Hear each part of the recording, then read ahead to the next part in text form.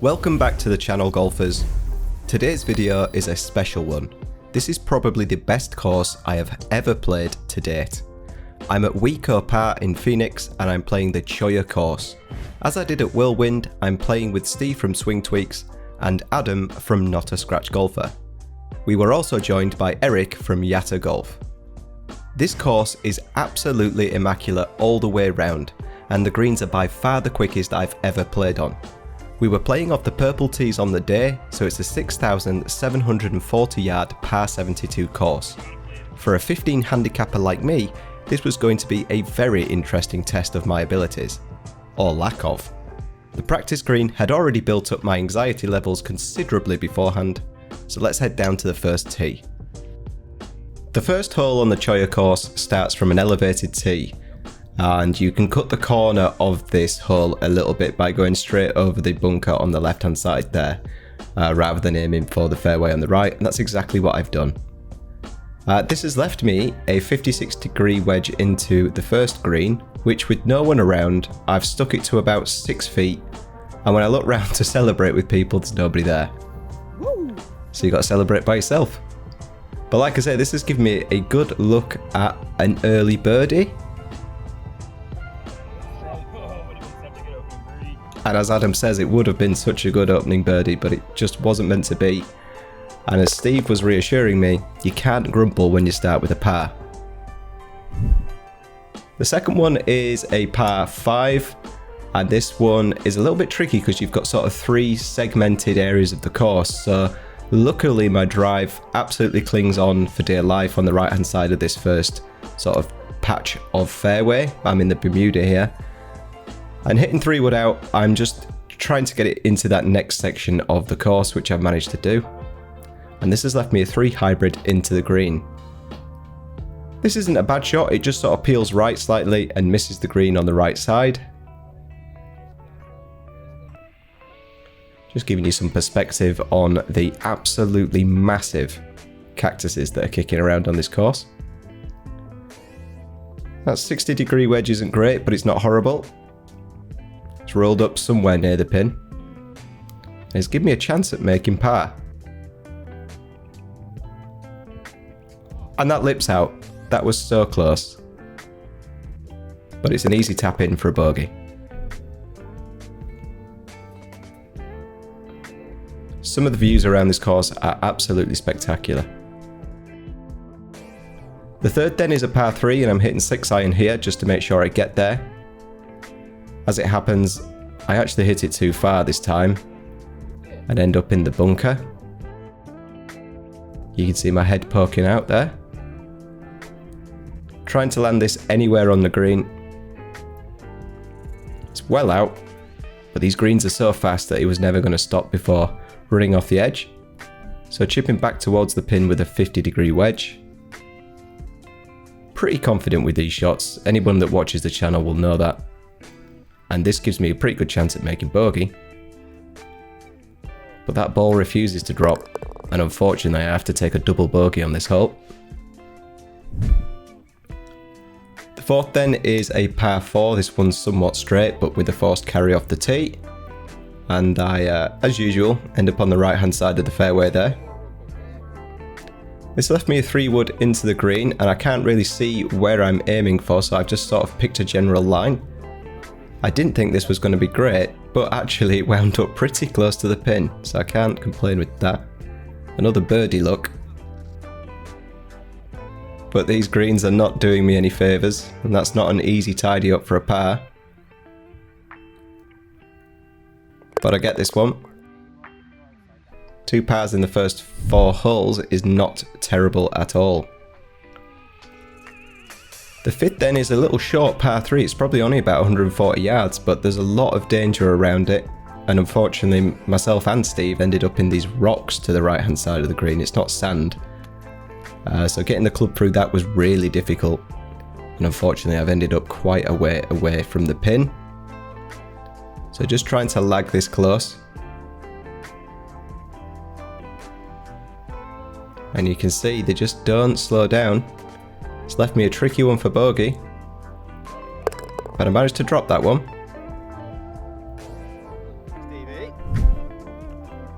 The 6 is a tricky one because you've got a forced carry off the tee again and then it starts moving to the right. I was expecting a bit of a slice as normal, but unfortunately I just got a dead straight ball.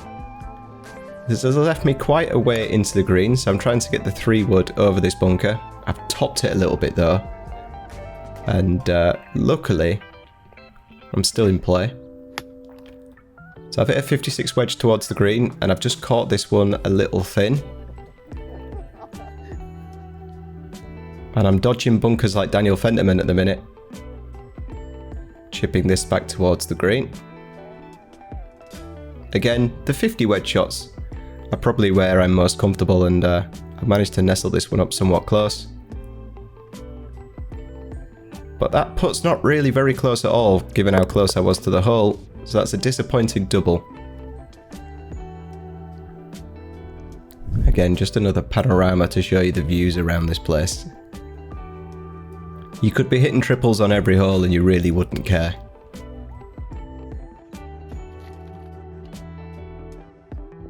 This is a funny fairway on this one because it's almost split, as you can see from the map on the right hand side. And typically, I've ended up right in the middle of it, with the green behind like the central island, so I'm having to sort of cut this 8-iron just to get it towards the back of the green, and it actually went swimmingly well. And I ended up on the back of the green. Hitting the green from anywhere around there would have been difficult, so I was very pleased with that. It has left me an absolutely monster putt though. And I spent some time sizing that one up and managed to nestle it somewhat close and give me a chance at making a par. Never really threatened the hole though, that putt. And means a tap in for another bogey.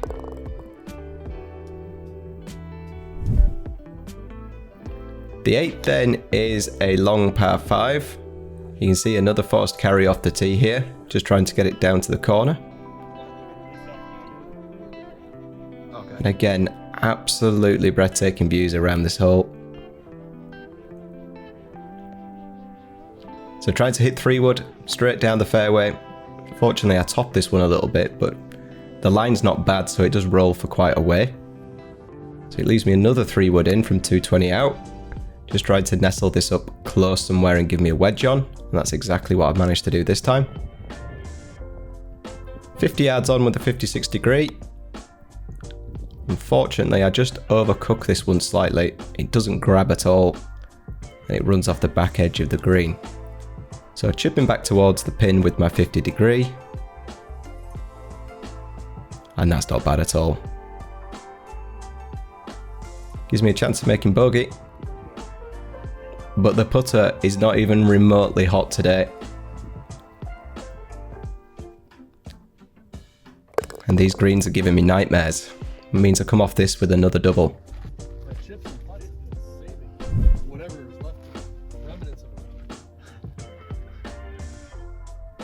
The 9th then is another par 4. And this drive's pretty high, but it does still go a decent distance. This leaves me a 3 wood hitting towards the green, and I catch this sweet as a nut.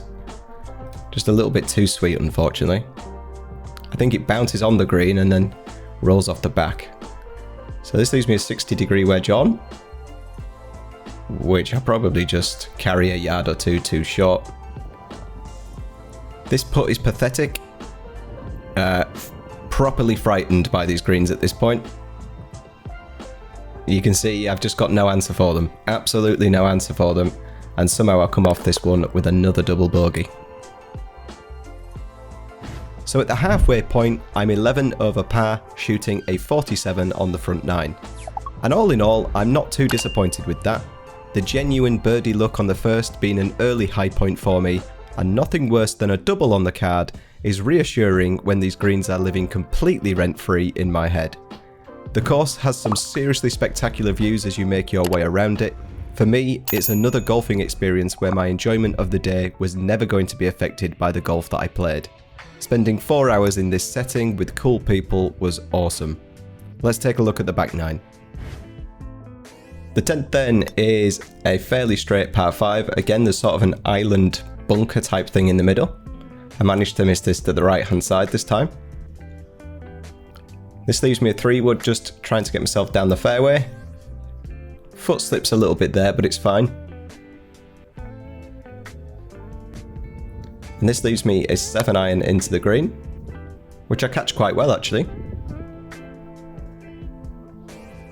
Waiting for the applause from the other players, which duly comes. And then just trying to get this putt close. You can see Steve's surprised by the line that one takes. And I start the back 9 the same way I started the front 9, with a nice par.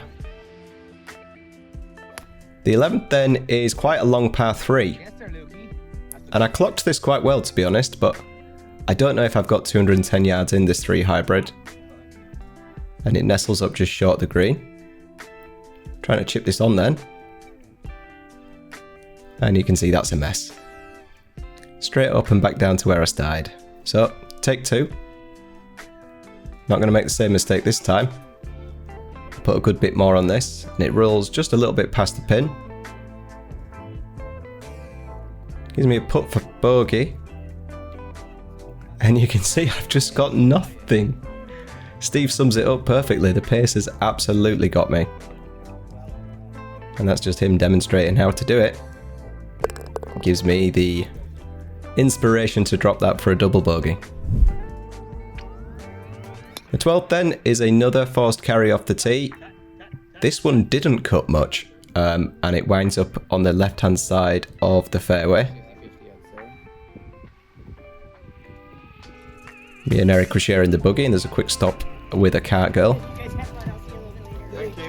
Never experienced that on a course before. You can see just driving around this course. Like I say, it doesn't matter what type of golf you're playing. It's impossible to be in a bad mood. So I've got a 5-iron into the green here. Unfortunately, I just sort of spoon this a little bit. It loses distance and it peels off to the right. And luckily it ends up between the 2 bunkers on the front edge. That leaves me chipping. And it's not a good line and it's not a good distance. But yeah, somehow I was wound up close-ish to the hole. But you can see, absolutely nowhere near the hole, that putt. But do manage to clean up for a bogey. Here's just an example of what Eric had in his locker. When this man smashed it, he really did smash it. And then me on the 13th. Mine's high and slicey in comparison. Some nice views off this tee box though. Unfortunately, I got a little bit unlucky with the lie of this ball. So I went for something bold. A 3-wood. And you can see that's what I think of that. That ends up 3 yards behind me. So this time I take a 9-iron and just get out of the bunker. Back into the fairway to give myself a shot into the green. This leaves me a 50 wedge, 85 yards out.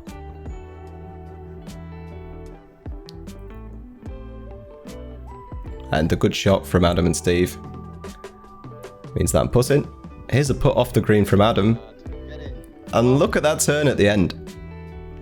These greens were a real challenge.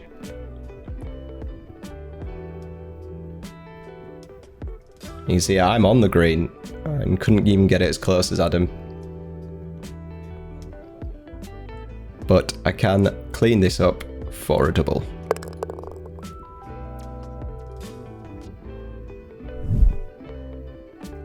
The 14th then is another par 3, 160 yards.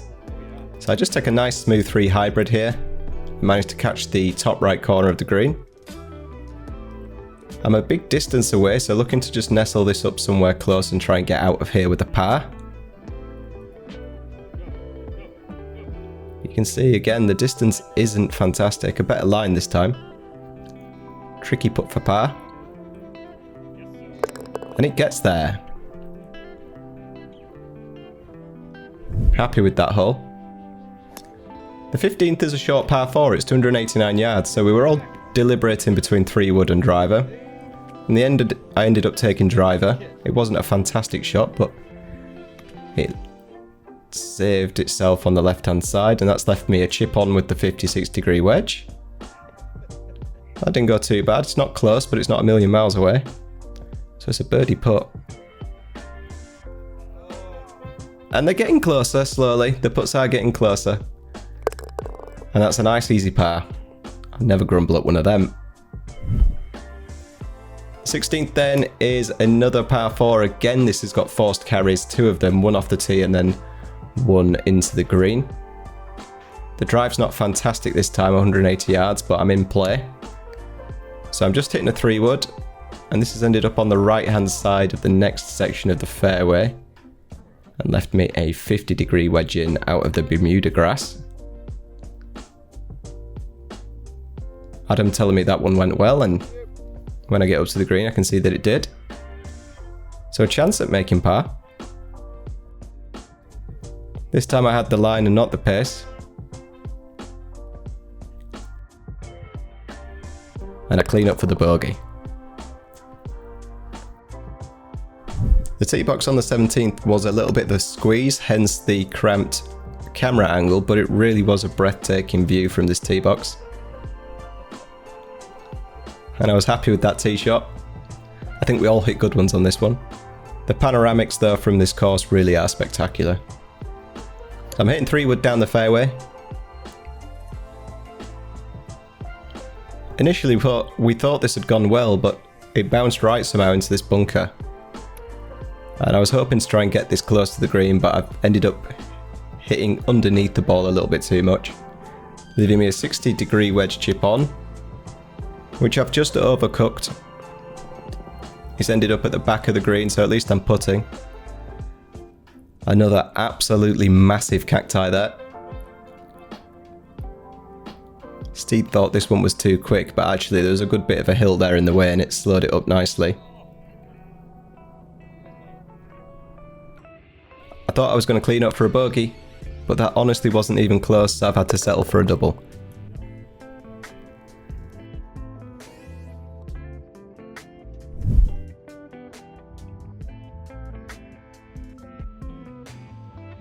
And then we're on to the 18th, and again, this course doesn't disappoint. There are some spectacular views around this final hole.